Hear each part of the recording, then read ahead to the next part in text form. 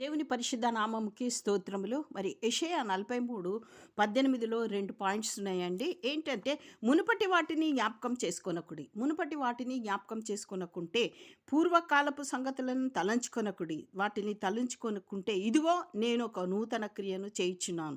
ఇప్పుడే అది మొలుచును, మీరు దానిని ఆలోచించరా? మీరు ఆలోచించరా?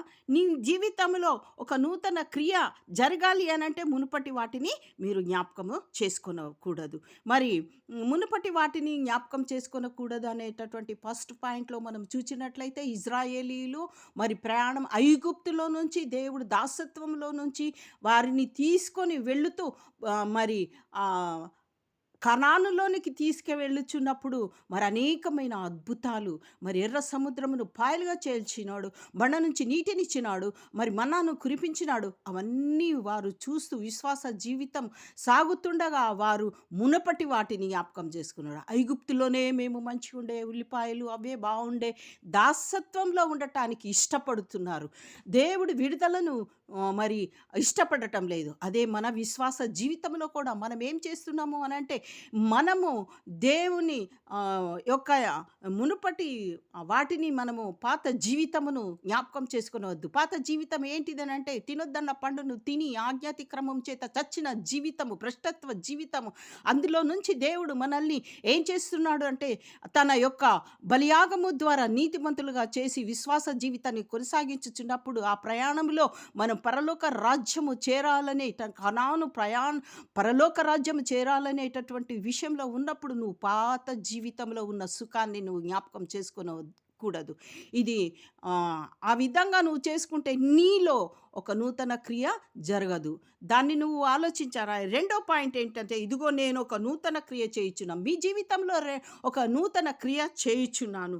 ఆ క్రియ జరగాలి అనంటే, మనం చూసినట్లయితే అపోస్తల పౌలు ఏమంటున్నాడంటే, ఫిలిప్పీయులకు రాసిన పత్రిక 3:13లో రెండో లైన్‌లోంచి, వెనుక ఉన్న వాటిని మరిచి ముందున్న వాటి కొరకు వేగిరపడుడి. క్రీస్తు యేసునందు దేవుని ఉన్నతమైన పిలుపును కలుగు బహుమానము పొందవలనని గురి యొద్దకే పరిగెత్తుచున్నాను అంటున్నాడు. అటువంటి యేసుక్రీస్తుని గురిగా మనము ఉంచుకొని మునుపటి వాటిని మర్చిపోయిన ఎడల మనకు మన జీవితంలో ఒక నూతన క్రియ అనేది జరుగుతుంది. అది ఇప్పుడే మొలుచును. దానిని ఆలోచించరా? దానిని ఆలోచించి మీరు గురి యొద్దకే పరిగెత్తి నూతన యెరూషలేము అనే పరలోక రాజ్యము దొరుకుతుంది. అంతేకాదు, మనం ఈ భూలోకంలో జీవిస్తున్నప్పుడు మన విశ్వాస జీవితంలో మనకి ఇంట్లో అనేకమైనటువంటి నూతన క్రియలు చేయబడి మనకి ఎంతో మరి ఇంట్లో ఆశీర్వాదం అనేది వస్తుంది. ఇదిగో నేను ఒక నూతన క్రియ జరిగించుచున్నాను. నువ్వు శ్రమలో ఉన్నావా, మరి బాధలో ఉన్నావా? నేను ఒక నూతన క్రియ చేయుచున్నాను.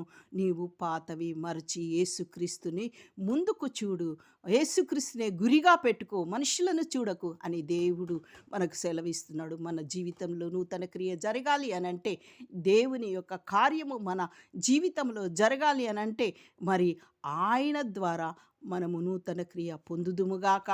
ఆమేన్, ఆమేన్. అంతేకాదు, మరి దేవుడు ఏం చేస్తున్నాడంటే, నా మహిమ నిమిత్తము నేను సృజించిన వారిని, నా నామము పెట్టబడిన వారందరినీ తెప్పించుము.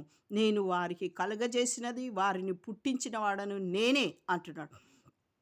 మనందరిని పుట్టించువాడు ఆయనే.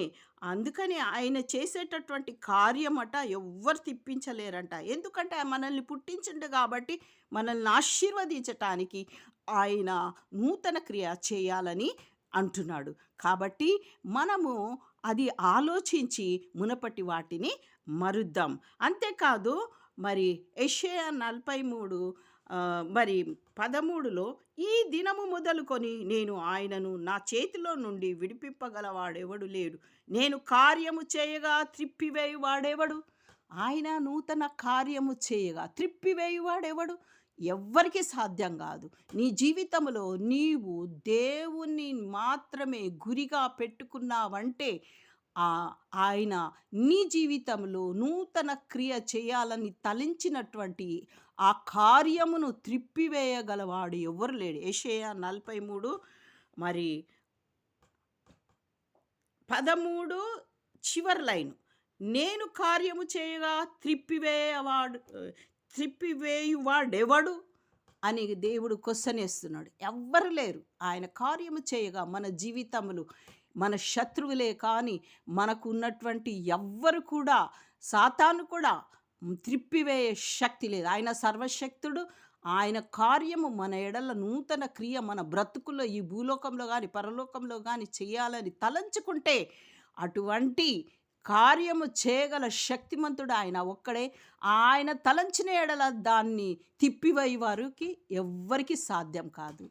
దేవునికి స్తోత్రం. ఆమేన్. ఆమేన్.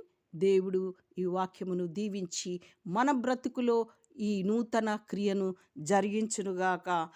మనము ఎప్పుడైతే మునుపటి వాటిని జ్ఞాపకం చేసుకొనకుండా ఉంటామో, మరి దేవుని విశ్వాసంలో ముందుకు సాగుతూ ఉంటామో, అప్పుడే నీతిమంతులుగా ఉండి నీతిని కాపాడుకుంటామో, అప్పుడే దేవుడు మన బ్రతుకులో నూతన క్రియ జరిగించుదు. ఆమేన్.